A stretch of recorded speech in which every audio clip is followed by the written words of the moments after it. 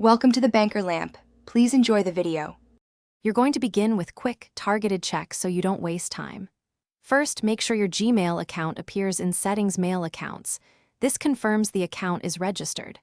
Once done, verify network connectivity, switch airplane mode on and off, or reconnect Wi-Fi to reset the radio. Then open the Gmail app and pull to refresh. If you see an error, read it. That message guides the next precise step rather than guessing. Next, you'll correct sync and permission issues that most often block incoming mail.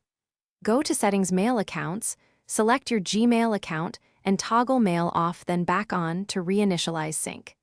Then open the Gmail app settings and set Fetch to push or choose a frequent interval, like 15 minutes, so new mail arrives timely. Make sure background, app refresh, and cellular data are allowed for Gmail in iPhone settings. Finish by reauthorizing and validating access tokens to clear stubborn blocks.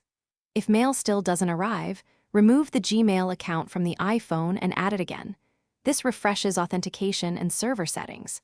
Make sure both iOS and the Gmail app are updated, then restart the phone to apply changes. If problems persist, sign into your Google account on the web and check security alerts, or create an app password if two-factor is enabled. This resolves most remaining authorization issues.